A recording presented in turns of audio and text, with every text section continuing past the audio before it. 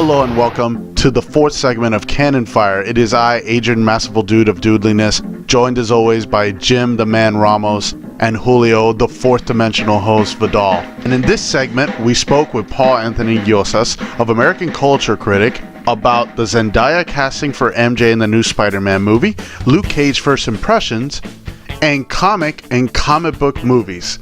Please like, share, and subscribe the video, and let us know what you think about it in the comment section below. Thank you very much. Enjoy! Look at me having two segments in a row. And still no dessert. I'm sorry. Well, the placement might be different. It could be, because someone else is holding the camera. Very astute, Julio. We all know who has the real power here. The camera guy. Just turn it on. Also fixing it in post. So, Paul of AmericanCultureCritic.com. We've talked the first time you were on. Literally the entire show was a DC show. Right. Last segment, we kind of went at it with Suicide Squad and BBS and talking more about the future of DC. But there's another little house, Marvel, Of course. which kind of built the cinematic universe that every studio is trying to do now. Especially Universal trying to do their monster movie studio. Do you watch the Netflix shows, or how do you feel about Luke Cage? Did you see the trailer? Do you like it? Do you respond to it? Yeah, it's one that I'm definitely going to watch. I like that they're going with a modern yet retro feel towards it. And let's face it, Luke Cage was a response to the blaxploitation era of filmmaking. And it was, if you ever read the original Hero for Hire comics, one hell of a ride. I mean, what's not to love about a comic book wherein Power Man goes to kick Dr. Doom's ass over $200? Where's my money, honey? Exactly. Exactly. It was definitely of its time and had to be retooled for when Bendis created New Avengers. Right. Excuse me. But from what I'm seeing from... That's another show, another Yes, time. I know it's a dirty word. However, it looks good. It looks promising. And I like that mixture of vibe that it has in terms of being its own thing while trying to capture that blaxploitation feel that brought it into prominence in the first place. I never did get to ask you, but how do you feel about the Netflix shows in general, the Marvel Netflix shows? And now there's a Hulu one where they just announced Runaways. They just confirmed that they're going to do a Runaway show on Hulu. How do you feel about all these streaming TV shows kind of going on? Well, I like the fact that they push the envelope. They're able to do things that, for example, Agents of S.H.I.E.L.D. can't do on ABC. And tackle, especially Jessica Jones, to tackle sensitive subjects in a way that is engaging without feeling exploitive. Or too soapboxy. Exactly. And it deals with the ramifications of those situations without getting too heavy-handed in it. It treats it very respectfully. I'll tell And you what, I'm going to chime in for just a second. As a Brooklynite, I love the feel of the Netflix productions. They feel like they were done in my old neighborhood. You have something to say? I was gonna hold- Oh, no, don't worry. Now, with the Netflix shows, they're doing their own little Marvel phases, solo shows leading up to an Avengers-like, but it's now Defenders. Now, I'm going to throw you a bone here. How do you feel about Spider-Man? We're going to go to the movie side and leave Netflix for a bit. Casting news had just come out. Confirmed. Zendaya, which apparently it's all one word. I don't know anything about that, but that's her name. Zendaya, and she's going to be Mary Jane Watson. Mary Jane Watson is usually a white, ginger, red hair woman, face a tiger, you hit the jackpot. And now it's an African American woman. How do you feel about that? Because we've tackled whitewashing and things like that on the show. I want to hear your thoughts as a film critic. well, it's known as colorblind casting now, where basically the pro is you're hiring the actor And the presumption behind that is you're hiring an actor who will be good enough for the part to be played, which is all well and good. But the con with that is you have a certain reasonable expectation for certain representations of certain characters. Certain characters have a certain look, and being that comic books is primarily a visual medium, okay, the look is integral to the character, again, in that medium. Okay, so Mary Jane was a model who was red-haired, drop-dead gorgeous knockout. And I've never seen anything that this actress has been in. Zendaya, correct? Right. But my understanding is she's African-American. Well, different medium and different requirements. I can't really say for sure whether I agree with the casting or not, because I haven't seen the actress perform. And the movie hasn't come out yet. Exactly. But by the same token, if I'm watching a certain character playing a certain role, I have a reasonable expectation, if it's a pre-established character, to see that particular character in the way it was originally represented. Okay? And I know that's an opinion that can get one in hot water, but I'm not afraid to say that if I want to see Mary Jane Watson, then show me an approximation of it.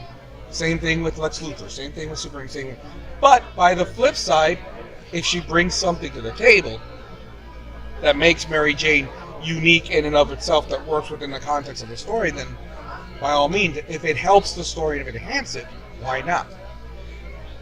But this is not so much, I think, personally, a case of the best actress for a part, but trying to create a more all-inclusive racial environment with it, because let's face it, a lot of these characters were created during a time when it would have been suicide to have a non-white bread character as part of the lead or supporting cast.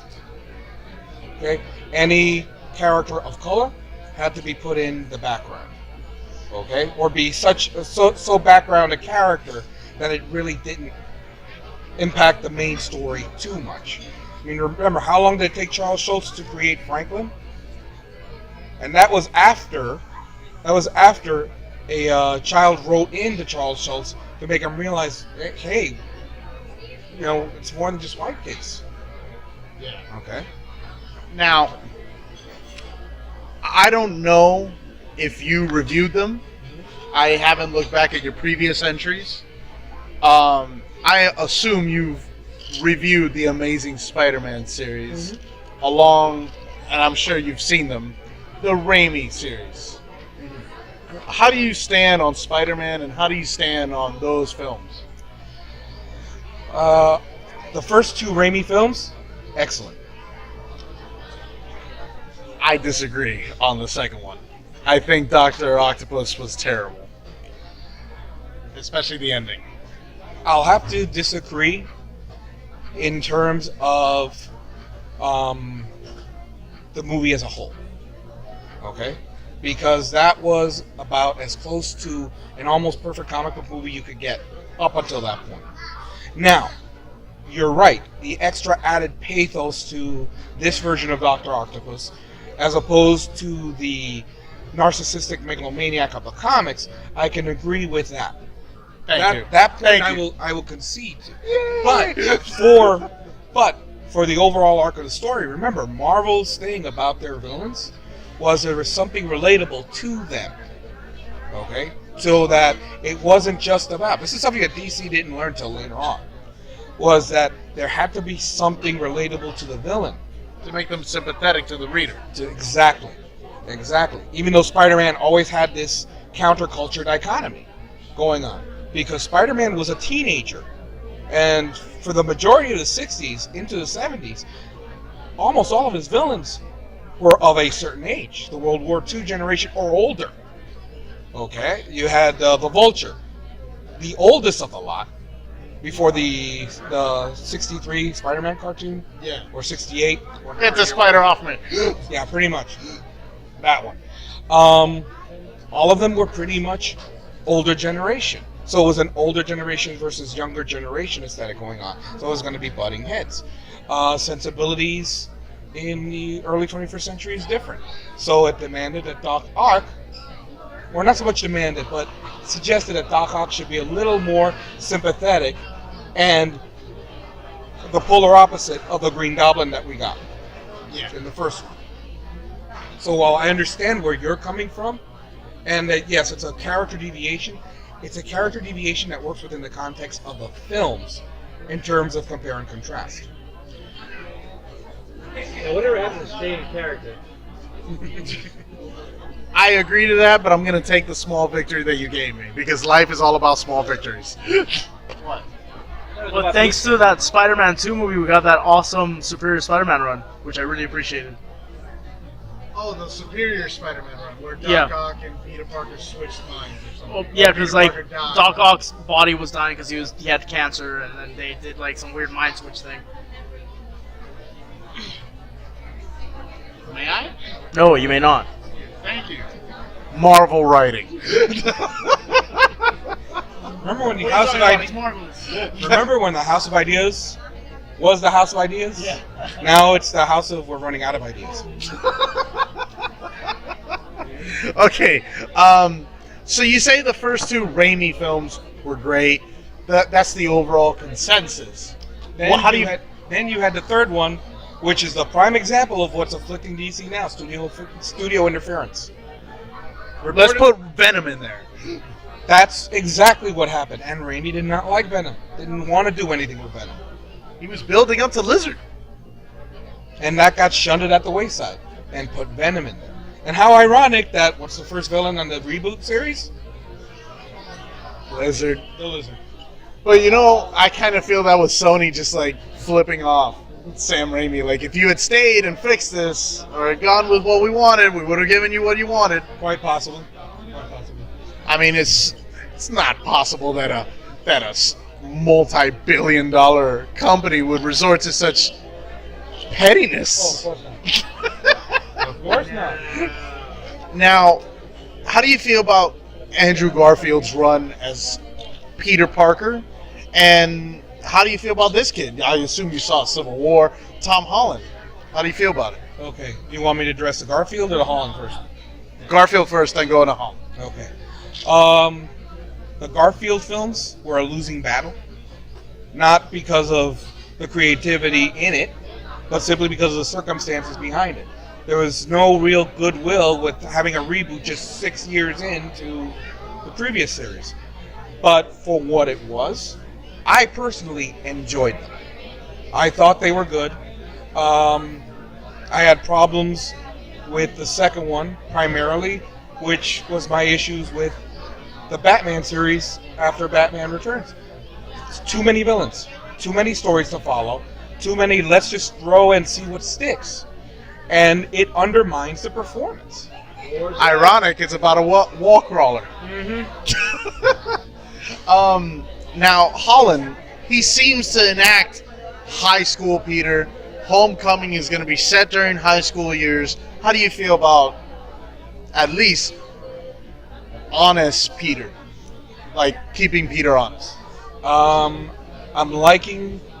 liked what I saw in Civil War. If they keep up with that energy and that characterization of Spider-Man, they'd have to really try hard to fuck it up. As far as going to the high school, it would definitely separate it from what's come before, and give a new milieu for it to work from. Also, a hot Aunt May. We'll be back for our very special 5th segment. We started it with you. We're continuing it with you. You deserve your own show. Good, because I didn't get my dessert. Damn it, I'll get you a dessert now. Dessert. And thus ends our 4th and final segment with Paul Anthony Llossas of American Culture Critic. He's great, isn't he, guys? He knows how to really break down a film for you. If you'd like to hear more from Paul, you can always check out Canon Fire YouTube edition, The Fifth Element. I'd like to thank Louis Chacon of 24/7 Miami, our home on the airways. Check them out, people. They have great programming. Our friends at Hope's Comics. And Irvin Santiago of UltraCon. UltraCon will be in town October 8th and 9th. For Saturday's ticket, it's only $30, and Sunday's only $20. But if you go online now, you'll get a great deal for the weekend pass for $40. And when you consider everything that's going on, you're going to need a 2-day pass. Not only are they going to have the usual suspects like comic books and all the great paraphernalia that we can pick up there, there'll be TV guests from shows like The Walking Dead and Face Off, and professional cosplayers, and 4 different style fights, and all of them will be sanctioned, including a cage fight. Now, we'll be there covering it. I expect to see you guys there too. Come on up, say hi. We'll have a few words on air because we are going live. And last but not least, Fan Freaks, our Facebook group. Go ahead, check us out. Join today. Love to have you. So, from your host, Adrian Marquez, Julio Vidal, and yours truly, Jim Ramos, thanks for listening. See you next time.